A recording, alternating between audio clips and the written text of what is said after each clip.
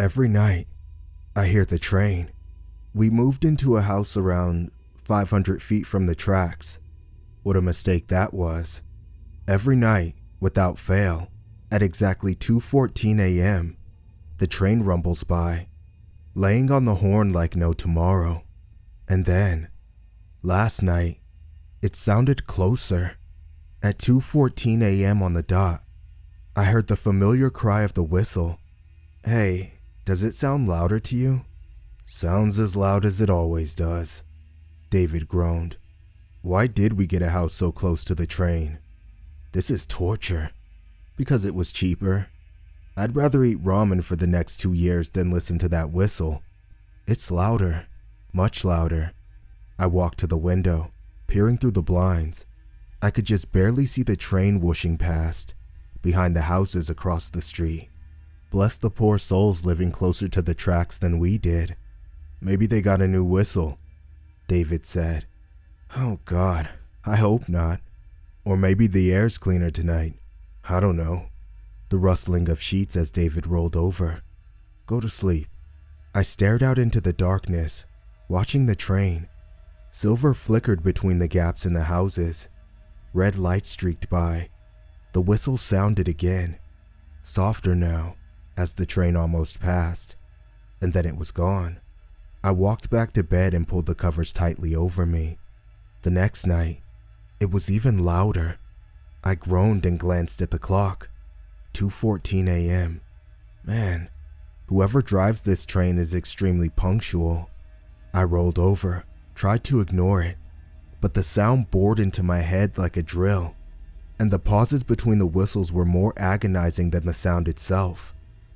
Dreading the next jolting, awful woo-woo was like some sort of cruel and unusual psychological punishment. That damned whistle, David snapped. The whistle must have really pissed him off. David rarely swore, if ever. It was a thing of pride to him, I thought, even though he wouldn't admit it. Yeah, sucks, doesn't it? Yeah, and you're right. It does sound louder, David said, rolling towards me. And you know what? I've never seen that train during the day. It's like it's trying to wake everyone up. Huh, that was a weird thought. He was right. I'd never heard it in the daytime, but there must be some explanation for that, right? I'm no expert, but don't some freight trains only run at night, so they don't have to worry about cars piling up at the train crossings? Maybe it only runs at night, I said. What? Only one train runs on those tracks? At 2 a.m.? That makes no sense. I walked over to the window again. There it was, coasting through the darkness, the metallic thrumming of the wheels rumbling through the air. Then the whistle. The houses across the street were all dark, undisturbed by the noise right behind them. Maybe in time, we'd get used to it too. That morning was difficult. I fumbled through my morning routine, almost brushing my teeth with anti-itch cream. As I walked out into the driveway, I saw one of our older neighbors in her pink jumpsuit doing a morning walk, energetic and spry, which seemed almost superhuman this morning.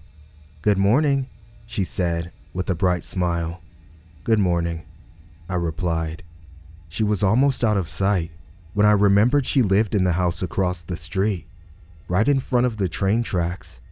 Hey, Gertrude, I called. Yes, dear? Didn't the train keep you up last night? Her smile didn't waver. No, dear. Didn't even hear a train last night. Really? You didn't? I stopped. She already turned around, power walking her way around the bend. I sighed and got into the car. Work was physically painful. Just keeping my head from flopping on the desk was a struggle. My brain was in a fog, despite the 2 cups of coffee I downed, and I made no progress on the report due Tuesday.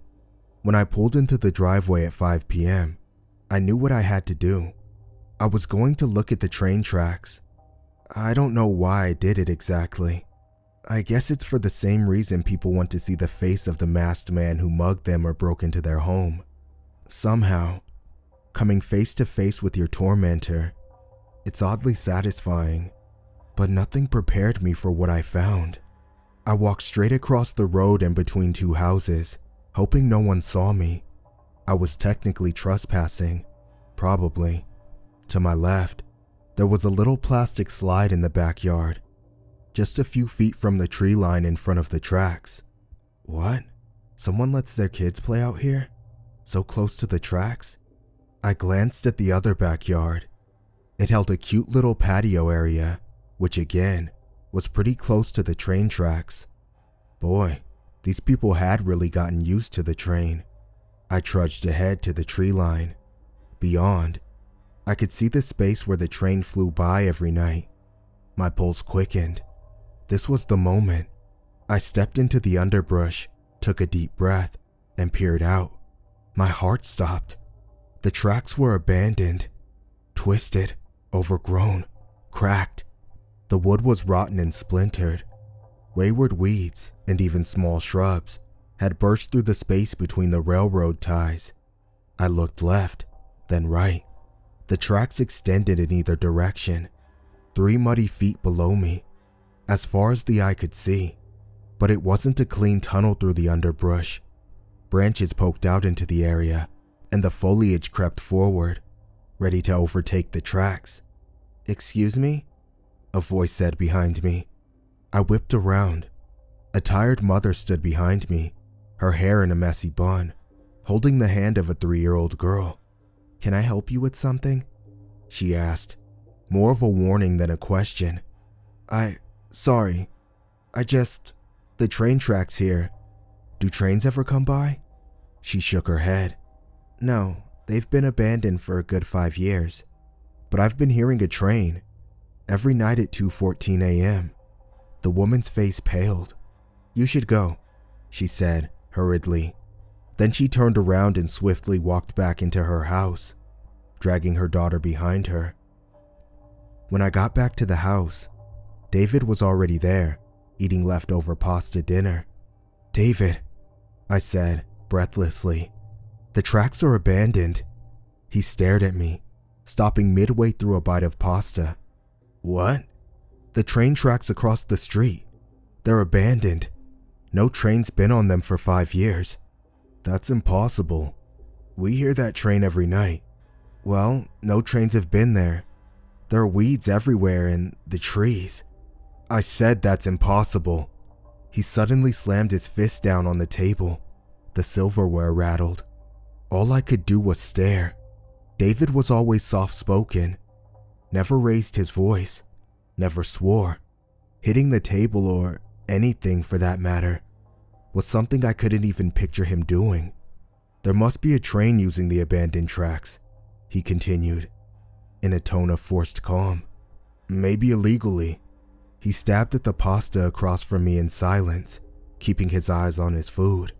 My heart throbbed in my chest. "David, are you okay?" I ventured. "Of course," he said, not looking up. "Okay." I picked up my dish and brought it to the sink. The rush of water drowned out the uncomfortable silence, and I was thankful. Then I set it down next to the sink, dried my hands, and glanced at the clock. 8:27 p.m. Only 5 hours and 47 minutes until the train. When I finally went to sleep, I couldn't fall asleep for hours because I knew that stupid whistle was going to wake me up. But somehow, I must have, because at exactly 2:15 a.m., I woke up, not to the train whistle, to a loud rumbling sound. I shot up. "David, what is that?" My hands fell on empty covers. "David?" The whistle pierced the air, so loud it hurt my ears. I jumped out of bed, ran across the room. "David? Where are you?" I froze as the red light flashed through the blinds. What the hell is going on? The sound, the noise. It was like the train was going by, right outside our window. Like it would crash into our house at any moment, flatten and crush us into pieces. I finally tore my eyes away, yanked the door open, and charged out into the hallway. "David? Dave?" He was just standing there, in the guest bedroom, in front of the window, still as a statue. The red light flashed across his face as he stared out. "That fucking train," he said in a hoarse whisper. A chill coursed through me. I approached him, slowly, my heart pounding in my chest. His expression was hard to make out in the darkness. I only saw the red light, sparkling in his eyes. "David, are you okay?" "That fucking train," he repeated. I joined him at the window, my whole body shaking. But the train, it was where it always was, whooshing behind the houses across the street. No, there's no way it could have made so much noise from all the way over there. Now, the noise was quieter, back to normal. "David, come on, let's go back to sleep." My heart pounded, waiting for him to speak. Instead, he silently followed me back into the bedroom. He climbed up into the bed, pulled the covers over himself, and didn't say a word. I stared at the ceiling. Sleep, the last thing from my mind. We both slept in that Saturday. By the time I rolled over and looked at the clock, it was almost noon. "Hey, sleepyhead." I turned to see David laying there, a smile on his face. "Hey." The memories of last night flooded back to me, and the smile faded. "Last night, you seemed out of it. Are you feeling okay?"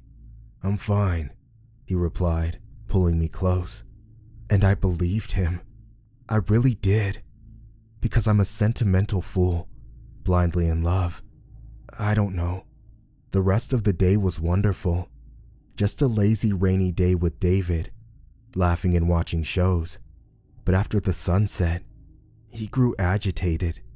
"I have something to get done," he snapped after dinner. Then he stormed upstairs to his study, and I didn't see him again until I went to bed around 11. By then, he was fast asleep, lying still and facing away from me, breath slow and rhythmic. As I expected, I woke up a few hours later with a start, but as I sat up in bed, only silence filled my ears. No train whistle, no rumbling.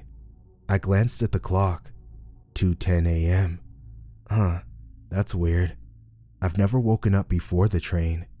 That's when I noticed the bed was empty. Again. "David?" I climbed out of bed, ran down the hallway. But this time, he wasn't in the guest room. I charged down the stairs. "David, where are you?"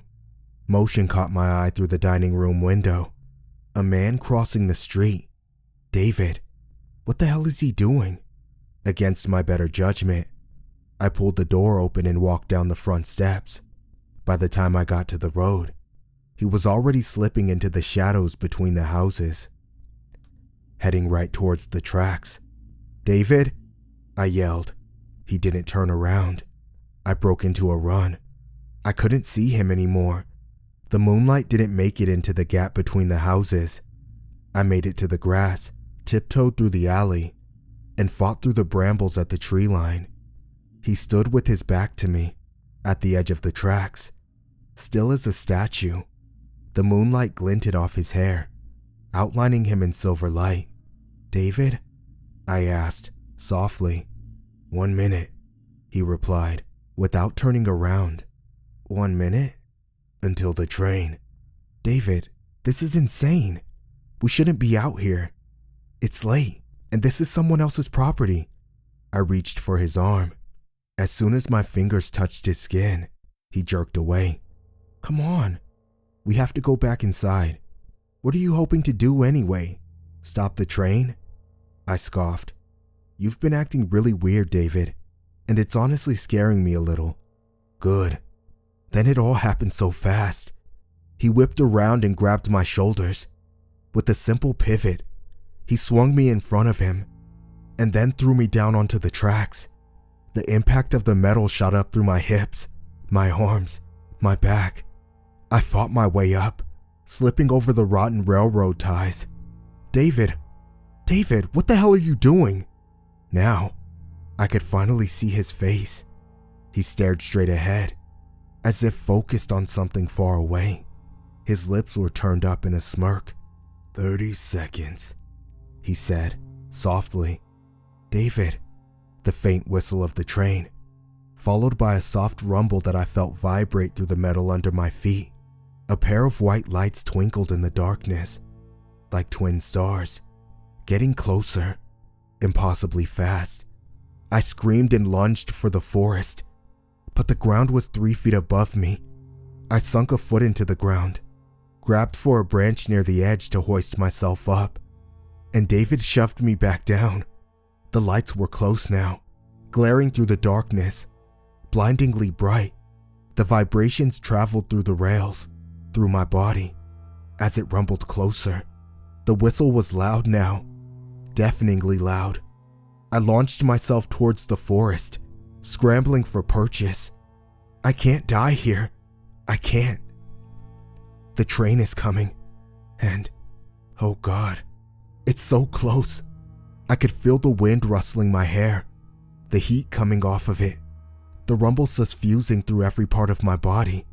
I sunk my foot into the earth again, clawing my way up. The wind whooshed at my back. A hand grabbed mine, but instead of shoving me back, it pulled me up. And then we were running, through the underbrush, the shadows blurring and tilting around me. The train rocketed past behind us, in a gust of wind.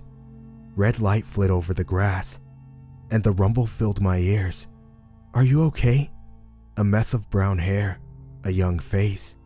It wasn't David. It was the mother I'd encountered yesterday, the one who told me the tracks were abandoned. My husband, I don't know what he..." She squeezed my hand and looked into my eyes. "Don't worry, he can't hurt you now." I stared at her, my heart pounding.